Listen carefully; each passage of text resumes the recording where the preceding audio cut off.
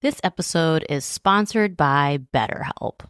The holidays are over, the decorations are down, and suddenly everything feels a little empty.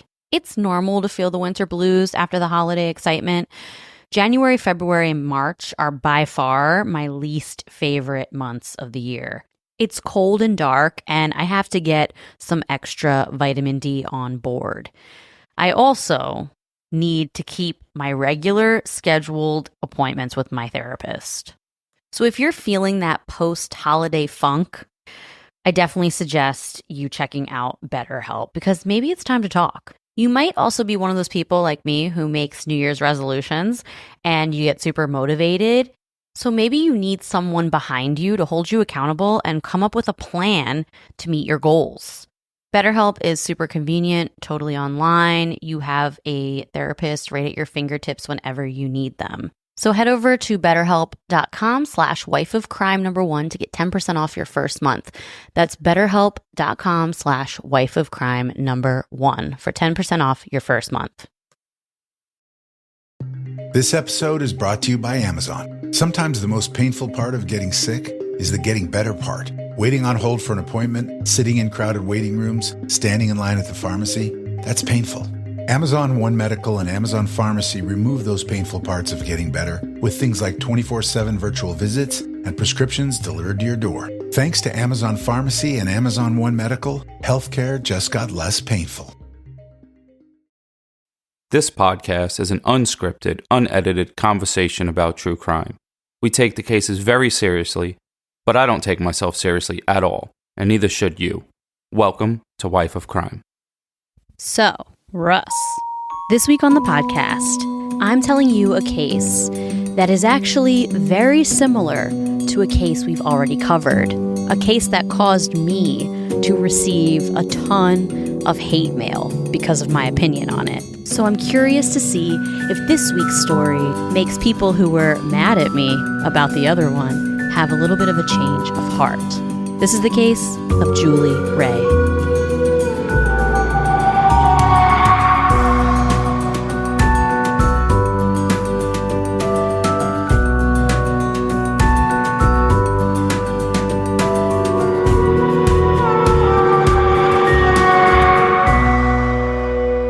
Hello, everyone. Welcome back to Wife of Crime, a true crime podcast where I tell my husband, Russ, true crime stories, and he reacts to them.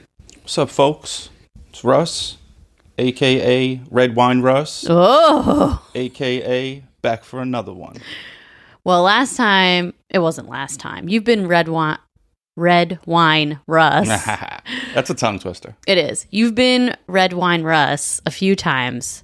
But I've been Red Wine Russ secretively. Did I say that right? You have. Because I don't always say what I'm drinking. No, but I always I usually have a beer or two, or sometimes I just don't have a beer, so I just drink what's around. Well, the one time you were Red Wine Russ, someone said you were on fire. Yeah, the way they spelled it was funny. It was funny. Well, we did our wrap up for 2023. It was fun. Everyone liked it. We talked about the animals named after us, and we forgot somebody. We forgot Jimmy Two Soups. That's for people that don't know, that's a nickname of a dude from the Bronx. He always orders two soups at the bar, so they started calling him Jimmy Two Soups. Yeah, so one of our listeners named, oh man, now I'm an idiot and I didn't prepare well enough. I can't remember if it was a cat or a dog. I think it's a cat. I think it's a cat too. Named Jimmy Two Soups, which cracks me up. So shout out to the weird cat lady that listens. And the wrap up was great. We're back on our regularly scheduled program. So did you see, well, I don't know if everyone saw, someone is trying to impersonate us on Facebook. They are trying to sell our Camp Wife of Crime sweatshirts that say you don't want this smoke. Yeah. They tried to lead you guys to their website to buy the shirt, or it might be a scam. But just a heads up, the only place to get it is at wifeofcrime.com. Anywhere else is, I don't know, maybe they're trying to steal credit card information. The scam is everywhere. Yeah, definitely do not click that link. I mean, Russ deleted it and you called the person out, but... Well, one of our listeners immediately just before I even got to it, told them to fuck off. Well, that's our listeners for you. Yeah. Because they're the best. Gangsta. You guys are the best. Yes, so only at wifeofcrime.com at the shop on wifeofcrime.com. Nowhere else. If you buy Wife of Crime merch from anywhere else, it's not from us. So there's been a lot happening this week in the true crime world. The Jeffrey Epstein stuff came out. Yes, we know. And Stephen Hawking was there. Yes, we know. He The rolled Stephen on the Hawking was scene. there. Wicked and mean. He did roll on the scene. And I knew. See, this is the thing about you, bro. I knew last week. but this is funny. No, but I knew last week that you can't help yourself. I knew that this was going to come up on this episode. There was no getting away from it. Because he ordered midgets. And first of all, I want to know, how did he order it? So he Russ, pulls up, right? we can't talk. And then like does he do it like the robot voice says, let them stand on each top of each other's shoulders and do math problems? Okay. First of all, that was a rumor that has now been debunked. Bring them to my room. Okay, I know that he's a bad guy, so you like to make fun of bad people, because now that he's been on Epstein Island, it shows that he knew anyone who went there is a bad person. You know what was going on there. But I'm that looking for black holes. That rumor isn't true. What?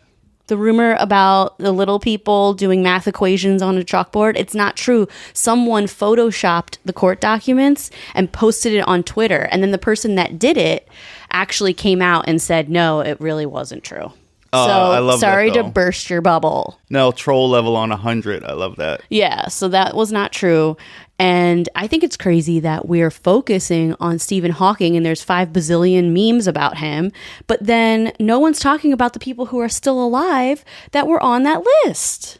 That's crazy. That place is disgusting. Well, and what happened to those young girls is terrible. I wonder if the person who put Stephen Hawking in there on, like, said he did the stuff with the little folks, that they did that to distract people, or it was just someone having fun. No, it was just someone trolling. I got to get my troll level up. Shout out to you, troll It was master. someone who was like making fun of Stephen Hawking because turns out he's a scumbag who was at Epstein Island, just like everybody else that was on that list. Okay, so this month on the Patreon, What a segue. we are talking about... Speaking of chairs that roll, let's get this segue. This month on the Patreon, we're going to watch a documentary that isn't out yet. It's actually going to be out in a couple days. Probably the day that this releases, this and episode, because we're doing this episode on a Monday instead of the Tuesday night at midnight and trying to release it Wednesday. Well, the documentary we're going to cover on Patreon this month is coming out on the 17th on Netflix, and it's called American Nightmare. And this crime I've known about for a long time because, as we all know, if you've listened to previous episodes, I love the podcast Criminal with Phoebe Judge. I'm Phoebe Judge. Exactly. I love her voice. In my mind, she's super hot. But Phoebe who Judge knows? is the best, and Criminal is one of the best podcasts out there, and they covered this case years ago, and it's a 2-part episode that they covered this case in. I think it was called 48 Hours or something. Anyway, this crime is insane, and the story is insane, and this documentary is going to be so good, and I cannot wait to watch it and talk about it. So we're going to hold off and watch this documentary on the 17th when it comes out and record our True Crime and Chill after that. So if you're interested in listening to our coverage on it, head over to Patreon and check it out. It'll be hopefully out within the next week or so. So if you want to listen to that or any of the other Patreon episodes, we have a shit ton of episodes over there. You could join over there. And this week's Patreons are Andrea, Mary Grace, Carter Yates, Stacy, Bethany, Natalia, Paige, Caitlin, Kat, might be Cat Williams, he's trending. He just got his money up. Kara, Whitney, Sarah, My Sharon Ann, Solomon, Bianca, Janet, John, Monica, Alicia, Becky, about 3 Kims, Latoya, and Tina. Oh, you brought it back. Welcome back. So cheers to you guys. Wow. Brought back DMX. You know that we didn't do the DMX song pretty much the entire year of 2023. I don't want to play it out. If you keep repeating things, I guess it gets played out. Yeah. You got to wait a while. Well, People might get fatigued. I don't know. I feel like DMX never gets played out. I could listen to him forever. That's true. But then, like, He's the best. if I do that after every time, Kim, Latoya, or Tina's will never join. So, like, I get free shout outs every week. That's true. They'll never join. That's so true. So every week I do review of the week. I pretty much only do them from Apple because all the other places don't do them. So if you have an Android phone, just fix your credit and go get an iPhone. God. And this week's review of the week is from C Finu or something like that. It's just some letters. It's like I'm hanging out with my New York fam. I love listening to true crime stories told by Jess. And Russ's commentary is like I'm with my New York family. So now I talk to my New York family less and they wonder why. I'm getting my fix from Russ. Sorry, fam. Aww. So your mom's probably wondering why. And if you tell it to me, she's going to hate me. But No. I'm like mold. She would eventually like me. She would. You are like mold. Everyone says that. Yeah, the good kind, not the black mold. Is it good mold? Mushrooms. Yeah. Because then you get high and you like go to heaven. I guess mushrooms would be considered fungus. So similar to mold. We're going to have some fungus and moldologists like, you said it wrong. Well, this week I am so fired up. It has been really hard for me not to talk to you about this case all week while I've been researching and writing this episode. You have no idea. I have an idea. You've been coming in the room like, I want to tell you this so bad. I really have. As most of you know, aside from Not Me, Not Today survivor cases, exoneration cases are my absolute favorite cases to discuss. They simultaneously make me incredibly angry, sad, confused, yet hopeful, happy, and fired up. I get all the feels with these cases. They should let Shaggy be the representative of the exoneration cases. Why? Because it wasn't me? Ba-boom, ching. That was a corny joke. Every joke I ever say you think is corny, but how about if you get freed from jail and he's outside the jail? Caught me on the counter, wasn't me. And then like the whole time he's singing and now you're free. Well, before I talk about this week's case, I want to talk a little bit about a previous case we covered on the show. Way back in March of 2020, when we used to get right to the story. So I re-listened to this episode that I'm about to talk about and realized that 4 years ago, we never bantered in the beginning of the case. We just jumped right in. Wow. I'm sure some people prefer it that way, but now you get to know us better because Russ likes to talk about all the embarrassing things going on in my life for the first 10 minutes. I got another one that I didn't tell. The shape of your head. Oh my God. We'll talk about that next week. Okay? They're going to be dying. Jess, what is wrong with your head? We'll talk about it next week. So back in March of 2020, you and I discussed a case that literally led to the most hate mail and angry DMs we've ever gotten. So many people were angry with me about this case and my opinion on it, which, to be honest, makes me laugh because PSA, people, we are allowed to have different opinions. You are allowed to differ in beliefs without it making you mad. Because, real talk, at the end of the day, our opinions mean absolutely nothing and make no difference, especially with regards to the cases. Unless we are working the case or we're on the jury, our opinions are irrelevant. Yes, but if you message me on Instagram mad, saying you're mad, I just block you. Well, you and I disagree on almost everything, and we're married and we love each other. So it's okay to disagree, and people need to learn that. So this case... literally, we got the most hate mail, the most comments disagreeing with me. Wait, is this the Memphis 3? No, everyone disagreed with me on this one. So the case I'm referring to that caused a lot of uproar is the case of Darlie Routier, a woman currently on death row in Texas who was convicted of murdering her 2 small sons. If you aren't familiar with the case, you can go back to our library back to March of 2020 and listen to that episode. The episode is titled Whose Fingerprint Is It? And you can also find numerous YouTube videos of interviews with Darlie. Tons of podcasts have covered this. It is a huge high-profile case. Now, my opinion is no one has ever convinced me of her guilt. No one. I have consumed so much content about this case, and no one has me saying, you know what? She deserves to be on death row. Without a doubt, she did this. What happens is people are very mad because children were hurt. So Definitely. they want blood, but nobody was there, so no one really knows what happened. 100%. Well, someone was there, but none of us was there. Yep.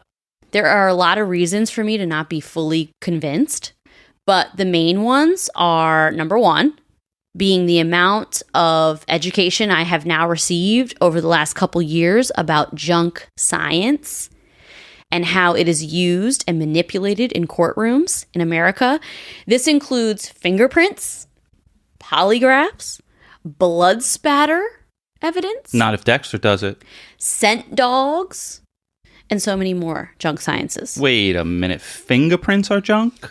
There has now been, we'll get into it later, but yes, Fingerprints? certain fingerprint evidence has been considered junk science now Maybe it's smudged, maybe. because it's subjective. We'll talk about it later. What? I thought like a computer locks that shit in. Number two, The DNA shop would get it right, though. We have the highest technology. We have a bunch of people working in Silicon Valley perfecting the fingerprint technology. So when the DNA shop opens, it will be open 24 hours. We'll have a soft open, and I'll let everyone know about it. we haven't spoken about the DNA shop in a while, and I think that the Darlie Routier episode was one of the first times you ever mentioned the DNA shop. Yeah. Yeah, I think so. I always wondered when was the first time I brought it up. And it's crazy because the first time I brought it up, you ridiculed me like you did my Shaggy joke.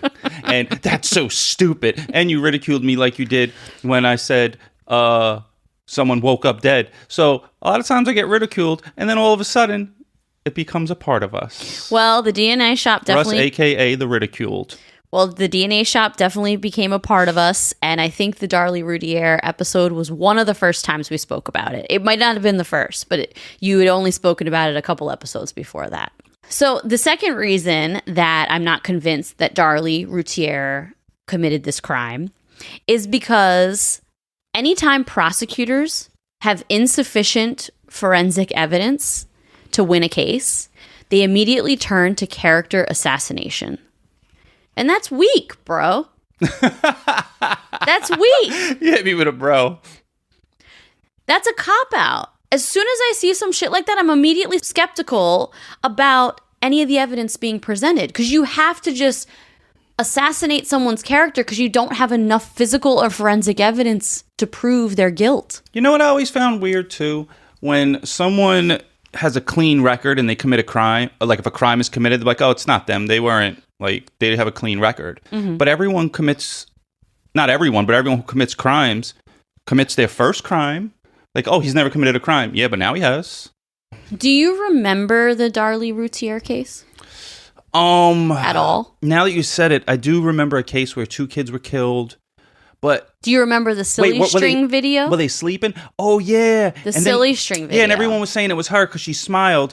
But like I said, has any of these people that are mad at her smiling ever played with silly string? Because it's very fun. So that case is the one I'm talking about. I don't think you remember all the details of that case, clearly, but you remember the one I'm talking about. Were they sleeping and then woke up with the kids dead?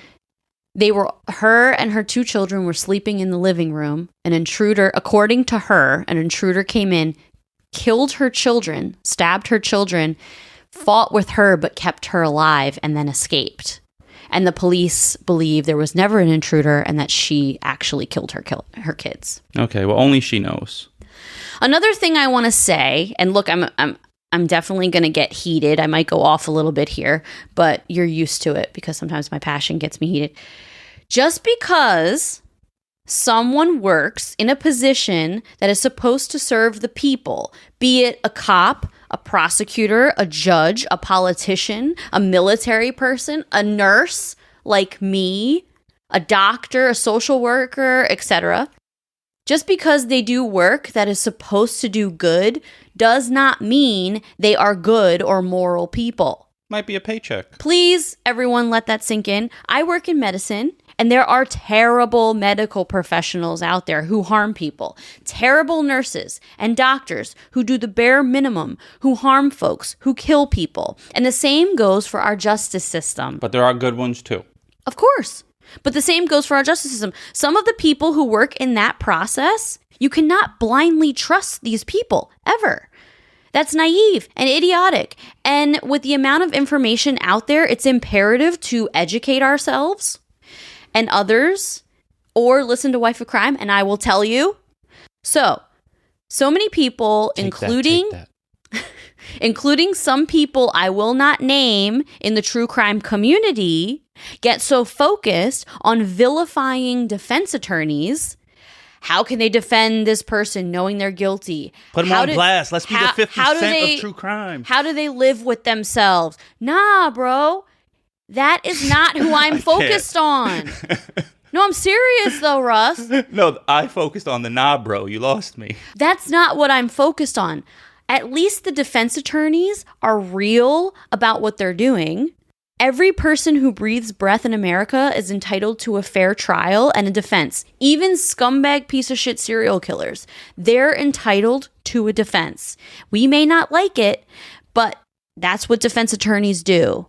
It's the wolves in sheep's clothing that I fear. The ones professing to do good and really are just causing harm, anguish, and are ruining people's lives. Those are the real villains, in my opinion.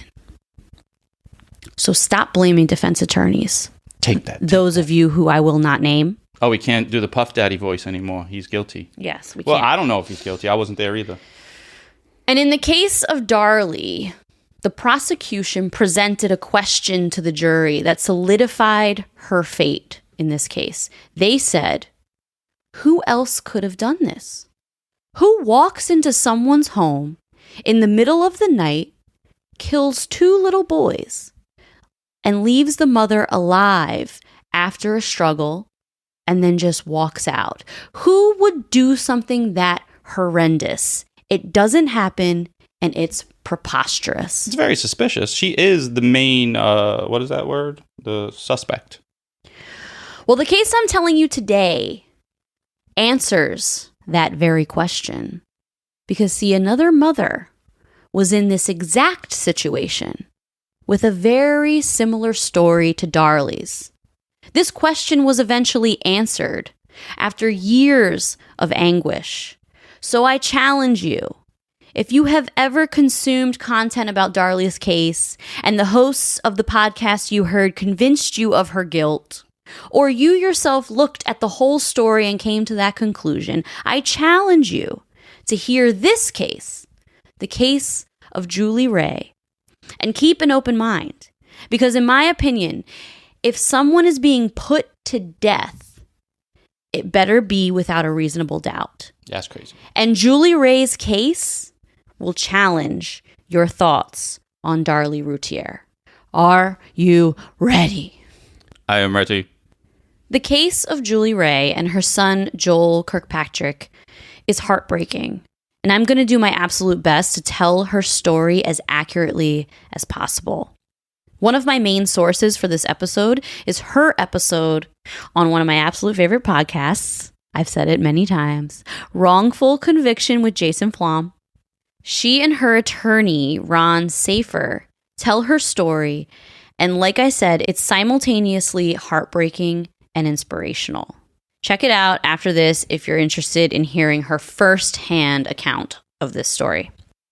Joel was a 10-year-old boy who was a sweet soul, described by everyone as fun, super creative, and lovable. His mother, Julie Ray, and his father, Len Kirkpatrick, had just went through a very bitter, nasty divorce. So Joel was flip-flopping between their homes because they had joint custody. Len, his father, had remarried and worked as a police officer.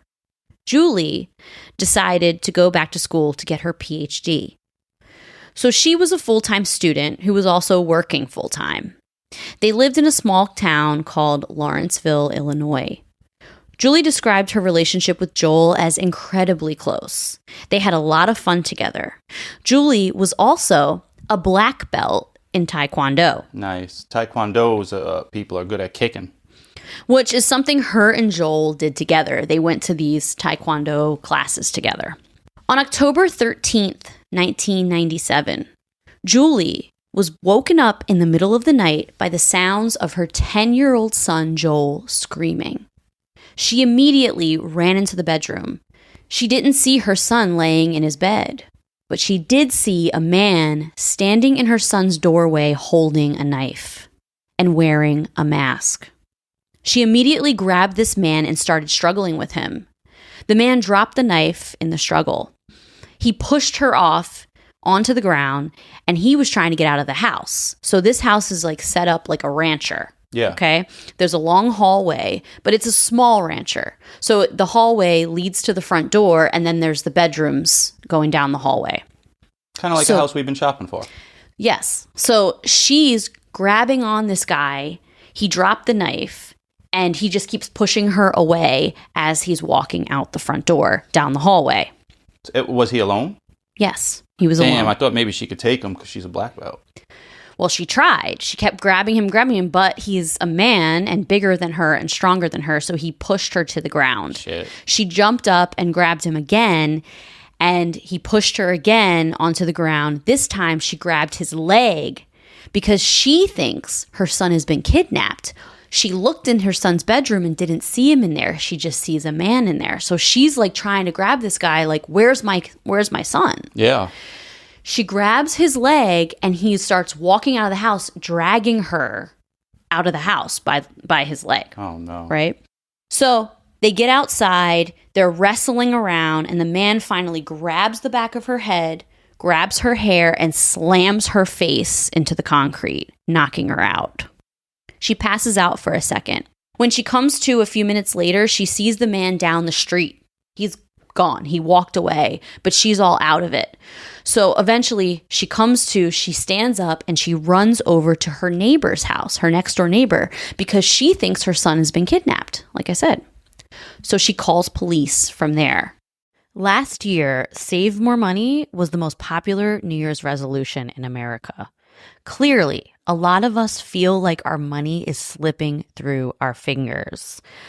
Well, I don't know about you, but I'm not the best saver, and I don't know much about investing until I started saving and investing with Acorns. Turns out you don't have to be an expert at all because Acorns will recommend a diversified portfolio that fits you and your money goals. And I always thought that when people say, ooh, I invest in stocks, that they had a ton of money or something. Well, you don't need to be rich. Acorns lets you invest with the spare money you've got right now. You can literally start with $5. And you know you guys are spending that at Starbucks on these fancy lattes. So skip the coffee and invest with Acorns. You don't even need a ton of time. Like, you can just sign up and start investing within 5 minutes. Head over to acorns.com/wifeofcrime or download the Acorns app to start saving and investing for your future today. That's acorns.com/wifeofcrime. You guys already know because we have been talking about them for a while now. Viia Hemp is by far one of our favorite sponsors we've ever had, okay? We use their products all the time. Maybe you're a little like me. You're a little anxious. You have a hard time settling down. You're kind of wound up a lot. If that's you, Viia Hemp products are for you. Check out their website. You will find something that speaks to you. Maybe you're like Russ. You have a hard time sleeping because you have bad nerve pain or chronic pain. then Via Hemp is for you because their gummies will help you get some quality sleep. Maybe you're looking to have a really good time. Maybe you just really like edibles. You want to laugh. You want to get the munchies. You want to watch a movie and have a really strong belly laugh. Then Via Hemp products are for you, okay? They're literally for everybody. So head over to viahemp.com, promo code wifeofcrime1 to get 15% off your first order. That's VIIAHEMP.com. Wife of Crime #1 for 15% off your first order. Police and medics show up just a few minutes later. Julie is confused and distraught and tells them she doesn't know where her son is. So they enter the home and they find Joel laying on the floor on the side of his bed, between the bed and the wall of his bedroom. He had been stabbed 12 times. Oh, boy. The Illinois State Police were brought in immediately because the local police were very overwhelmed. This is a super small town, and they were very overwhelmed by this case. And they had little experience dealing with murder, let alone a child being murdered. From the moment they showed up on the scene, they zeroed in on Julie. You have to, though. You have the parent or whoever, the family member is always the main suspect. 100%. I agree with that. The parent is the first suspect, just like if a spouse dies, the spouse is the main suspect. I get that.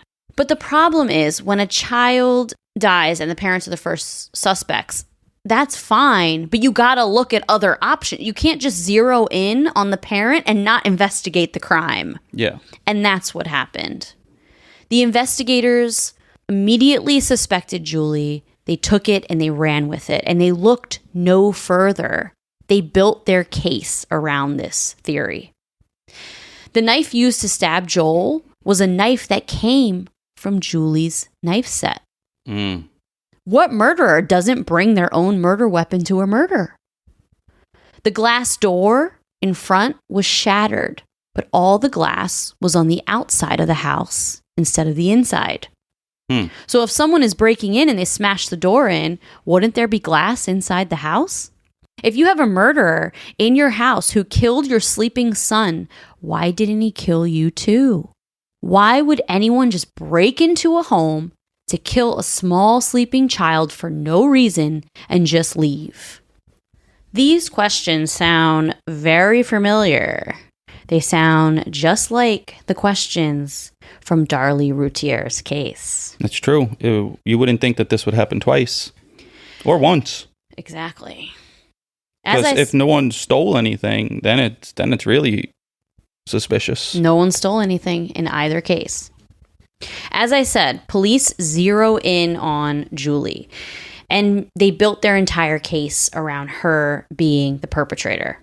They interviewed her ex-husband, Len, who was also a police officer and had a horrible relationship with Julie. Len said in his interview that if she did this, it was to get back at him for pursuing full custody of Joel. They interrogated her and even made her take 2 polygraphs, both of which she passed. But if she would have failed, they would have used it against her.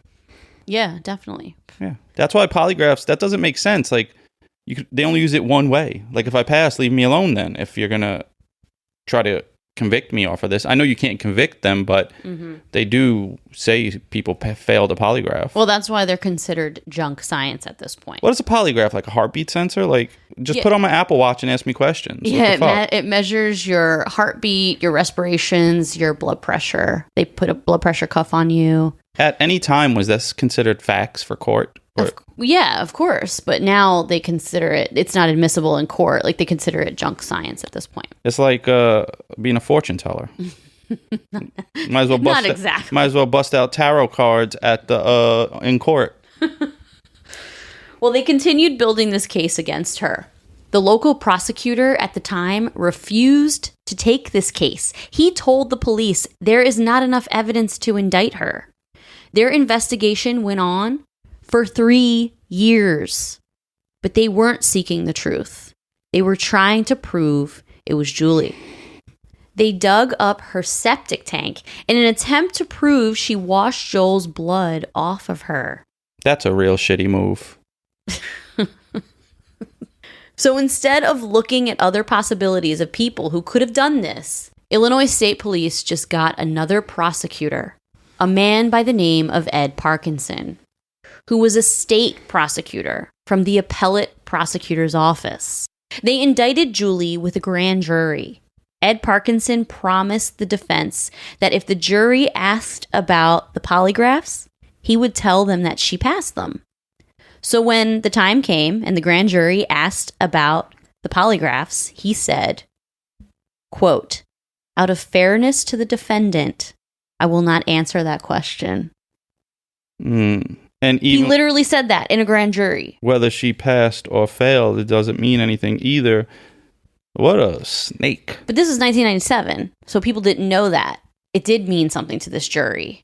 And he said, out of fairness to the defendant, I will not answer that question. That was his way around saying she passed and implying she failed. That was a very, politician type answer. Yeah, what a jerk. On October 12th, 2000, Julie was indicted for the murder of her son Joel and placed in county jail. She was released on a $500,000 bond. Her jury trial began February 21st, 2002, and they were seeking the death penalty. Her trial was a total farce. They twisted everything to suit the narrative that Julie did this. They put her ex-husband on the stand, where he testified that when Julie found out she was pregnant with Joel, she contemplated having an abortion. This was a part of Illinois that was so incredibly conservative with regards to abortion. Yeah. So they use this to show that she is a bad mother because she contemplated having an abortion. She was 17 years old, right, when she got married to this dude and got pregnant. So they were trying so hard to do this character assassination because they didn't have forensic evidence. But they had all of these questions that sound fishy, and they wanted to make her look like a bad person. And since it's a conservative part of Illinois, they played it up. They really couldn't get much forensic evidence.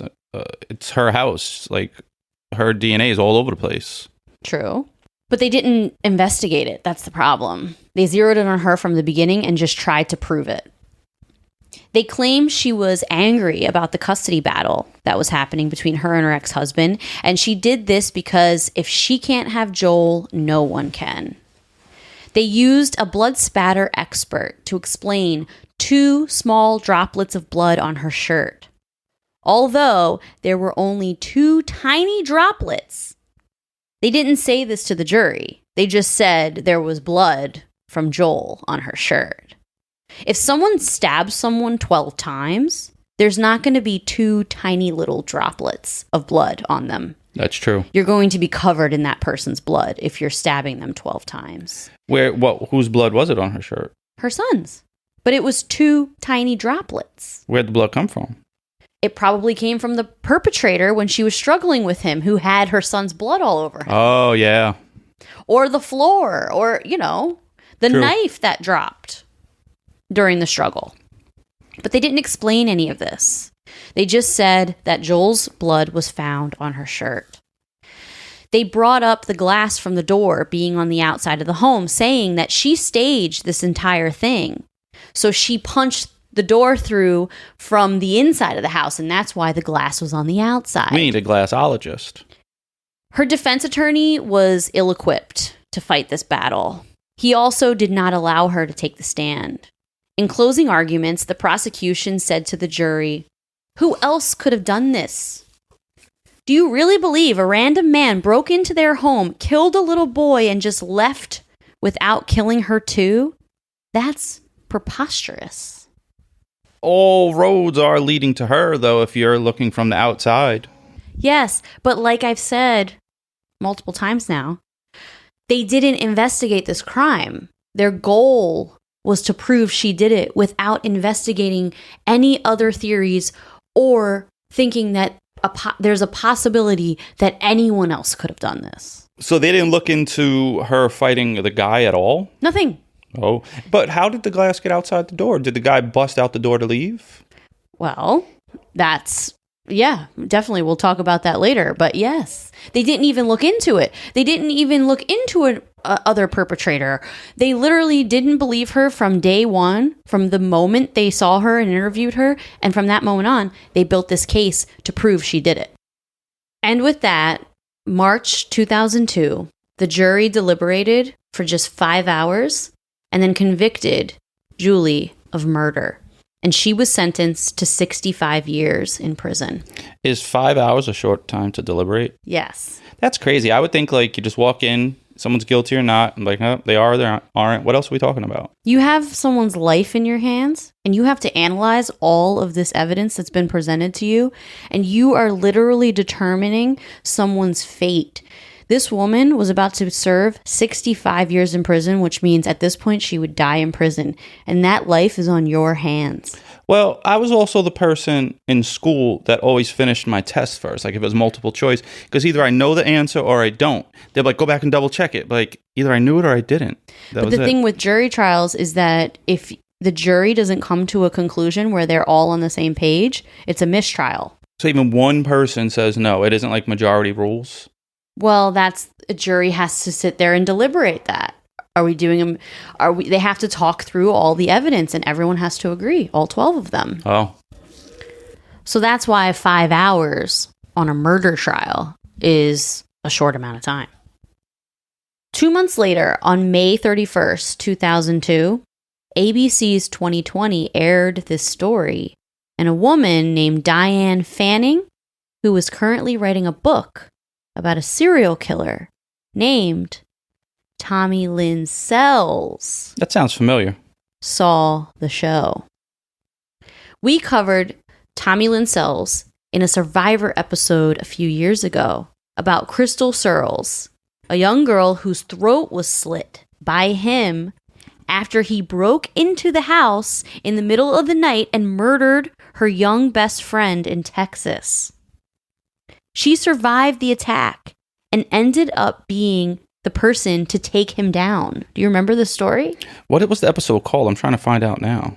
Not Me, Not Today, the survival of Crystal Searles. Yeah, you guys should listen to that. And I guess I should listen too, because I don't remember it that well. It was so good. It also was so long ago. It was a great episode because she was only 10 years old.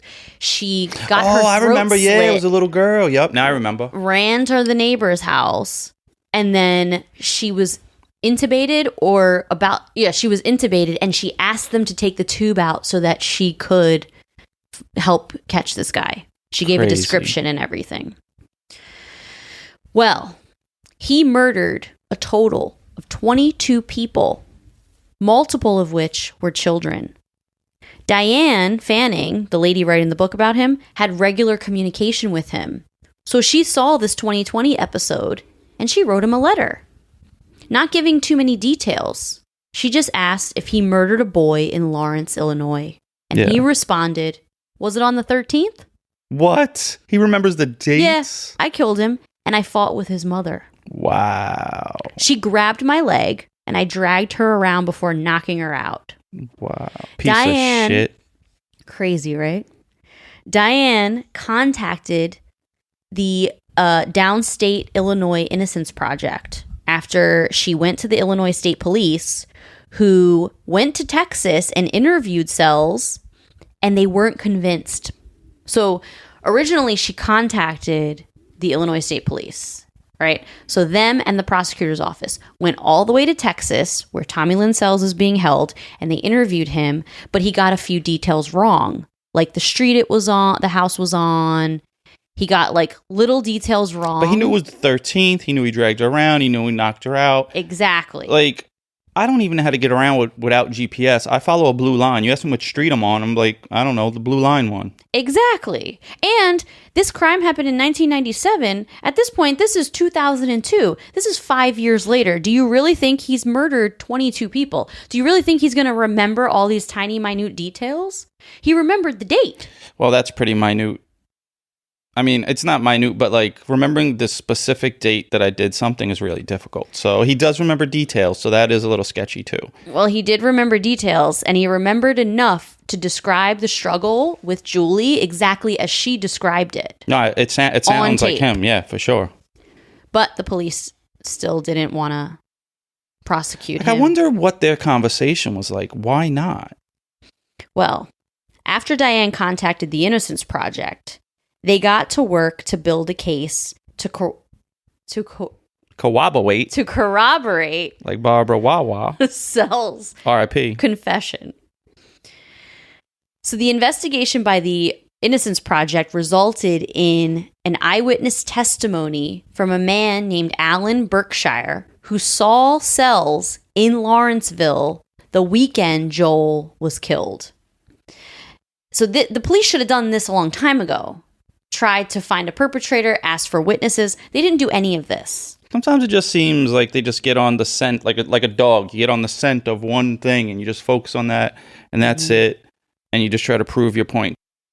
Another eyewitness came forward and said that she sold a bus ticket to Winnemucca, Nevada, 2 days after Joel was killed to a man who matched the suspect's description.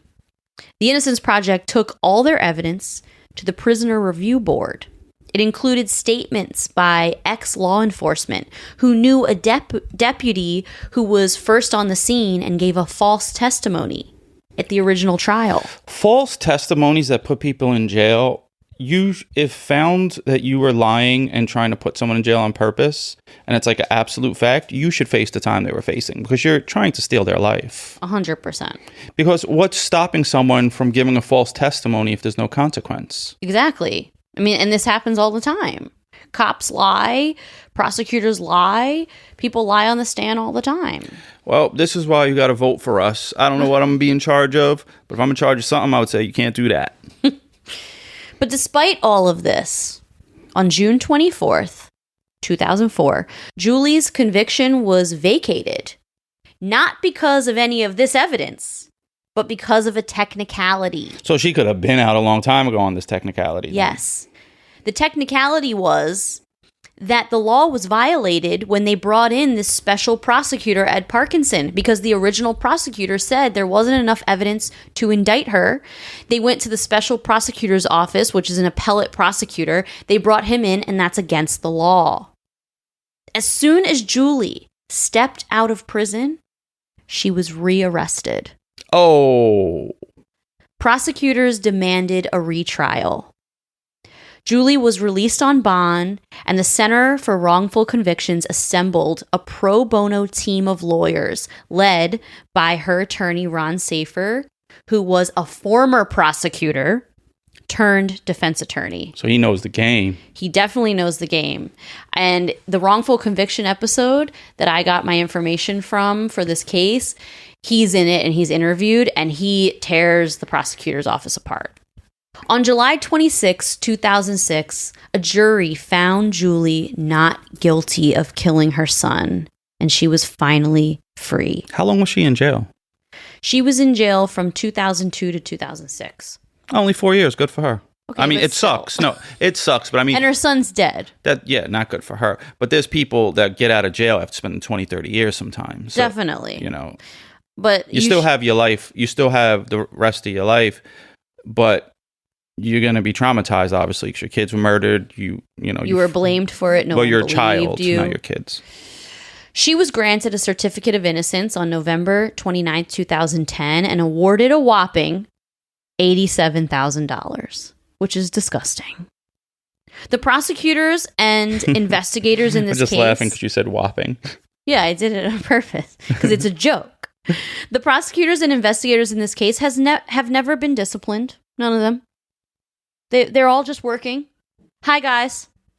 Like, you literally put an innocent woman in jail after her kid was murdered, and a serial killer committed the crime, and you didn't even look into it. Tommy Lynn Sells would go on to murder 9 more people that we know of, both adults and little children. How does he even keep track of the amount of people he killed at that point? Well, it's been proven in these cases. Well, he would go on to murder 9 more people that we know of, both adults and little children. until he was finally captured in Texas with the help of the incredibly brave 10-year-old badass Crystal Searles. That's right. You should listen to that. That's the finale of this episode. So now I ask the question again. The question posed to the jury at the trial for both of these women, Julie Ray and Darlie Routier. Who would do something like this? Who would break into a home just to kill children and leave the parents alive? I have the answer. Tommy Lynn Sells. Exactly. I have it written right here. Tommy Lynn Sells. There are people sick enough to commit a heinous crime like this. It sadly is, in fact, not preposterous, which has been proven by this case. Did Darlie kill her boys? I truly don't know. But what I do know is there is enough reasonable doubt that she shouldn't be on death row, or maybe even in jail at all. Yeah, and for someone that's innocent, like, crap, what's her name? The one that got... Julie Ray. Julie. Someone that's innocent like Julie, and then you're in there, your kids got killed, and your life was taken away. That's so traumatic. Very traumatic.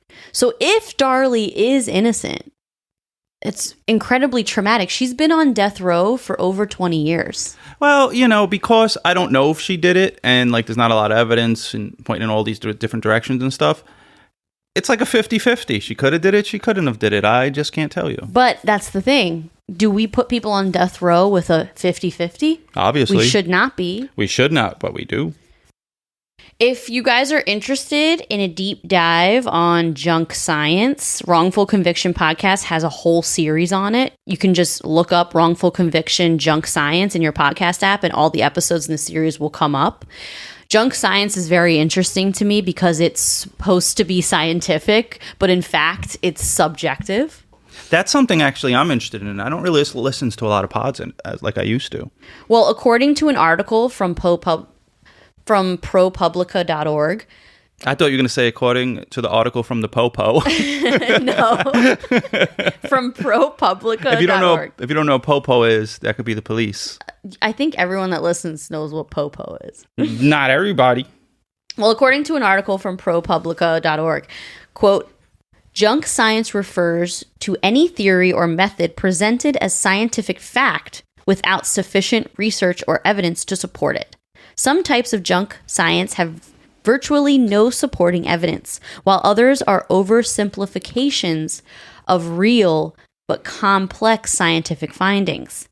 Adding to the risk that they pose to the justice system, many forms of junk science are very subjective and depend highly on the individual interpreting it.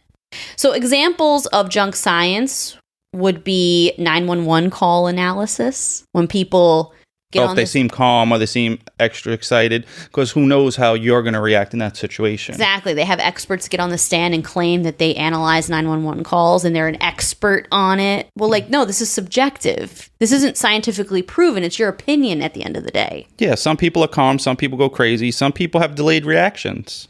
Another one is blood stain pattern analysis, and that was in this case and in Darlie Routier's case. They had a blood spatter expert get on. There's no such thing as a blood spatter expert. It's not like a actual scientific fact. It's somebody who looks at blood spatter and analyzes the velocity at which it could have hit someone or blah, blah, blah. But anyway, it's subjective. Unless you're Dexter, because Dexter, the way he would play it out, he was right all the time. Yeah. And then he would find the person and he would off them. Yes. Unless you're Dexter, you're not a blood spatter expert. I used to think it was blood splatter expert because the blood is splattering. So why did they take out the L? I think a lot of people think that. That's so stupid. It's not a spatter. It's a splatter. Well, it's a spatter. You hit, it splats. I mean, that sounds terrible. Another one is scent dogs. Biggie. Biggie. Whenever I cook chicken fingers, that motherfucker wakes up instant out of his sleep. It's like the Bugs Bunny cartoon when the fingers grab his nose. But they have been proven to be junk science. Polygraphs, we already knew that. That's obvious. That's witchcraft. And like I said, fingerprint analysis can even be subjective sometimes.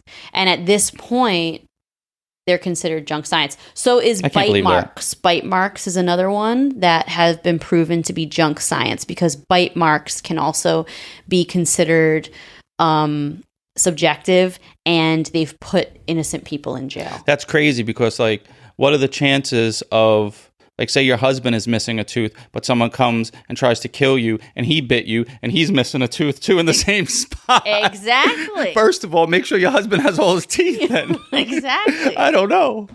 Dental records could be good though, because like the work that I've had done, there's a slight chance that someone has had the same exact cap in this place, the same exact filling, or There's a difference between dental records to identify someone and bite mark analysis. They're different. Did you analyze your cheek when the bum bit it? No, I did not. He didn't have teeth. Oh, He gummed me. so you need a gum analysis. I did, yeah. So this case, I just find wrongful conviction cases so heart-wrenching, but also when they're exonerated, I find them amazing. And this case is one of those. I feel really horrible for Julie when you listen to her speak about it. I mean, she's clearly, it's really hard for her to talk about because she is traumatized. Yeah, 'cause she lost her children. That's the main thing. Yeah, she lost Joel, her son. Oh, her son. I keep saying children, so I'm thinking of the other one with the two. Yes. But I'm on the right track. So when she lost Joel, I mean, she needed to grieve and she couldn't. She had to immediately jump into defense mode because being punished. everyone blamed her and punished her. Oh, shit. And then in jail, they probably hate you because you killed your child or something. I don't know how that goes in women's jails. And you and I have been watching 60 Days In. We just finished an episode. I like that show. Imagine you just think of the show 60 Days In, right? We watch the show and you see the deplorable conditions of these jails. She sat in county jail for 3 years. Well, she got out on bond and after the first trial. Then she went back to jail and she was there until the Innocence Project came and proved all this stuff and built their case. She had to sit in that disgusting environment as an innocent person. Yeah. And when you watch the show 60 Days In, which is like a guilty pleasure of mine, it's such a good show. When you watch it, you see how disgusting jail really is. It's horrendous.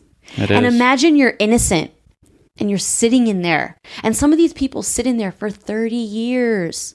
They probably just give up at that point. And you gotta, like, someone that, like, their child got killed and then they're in prison, like, the chances of them offing themselves seems pretty high. Well, some of them fight and they proclaim their innocence the entire time. They get in the law library and they fight. There's so many episodes about women whose children got killed and they were blamed for it and they were actually innocent. There's an amazing story of Christine Bunch. I'll cover that one day, where this woman was blamed for her son's murder. And it's just crazy how they find the strength within them to fight. And they don't fold. And it's amazing and inspiring. Yeah, I don't know what I would do at that point if you're in prison. Like, you might, because the chances of getting out are slim. Everyone's innocent in jail. That's what they say. You know, I didn't do it. It's true. Except some people are braggadocious. Yeah, some of them are. Some of them like being criminals. So if you guys are interested, definitely check out the Junk Science episodes on wrongful conviction. And that's our case this week. People keep hitting me up to watch this Zac Efron, Lou Ferrigno lookalike with his stiff hair. I can't wait to watch this. How about this, Russ? I challenge you. How about we do a bonus episode No. where we rate and review the movie? No. Come on. I'm not a reviewer. You wouldn't rate and review the movie for... Maybe I'll just talk about it a little bit in the beginning of an episode or something, but I'm not doing a whole episode on that. Okay. It's an interesting case. I mean, he got real diesel, but he still looks... Well, the story itself is interesting. He looks ridiculous. Well, I looks can't like wait he to used watch filler in his pecs and in his face. it. Yeah. That boy is filled up. People have been telling you need to see it, that it's really good. Yeah, I have some haters that call up and try to get me to see it. You know who you are. They call on our phone. And people have tagged me in his stupid star. You know, star. What is he? He is a star. In your heart? Whatever. Well, Know who everybody. could have played that role better? Hulk Hogan. Check us out on Instagram at Wife of Crime Pod and Facebook at Wife of Crime, the Crime Family. And if you're interested in some of our new merch items, we did drop a couple new merch items. We did a Not Me, Not Today hoodie because you guys requested it. So I made one of those. We have a Stay Fit, Stay Alive water bottle because my Stay Fit _Stay Alive page on Instagram, we're doing a plank challenge right now.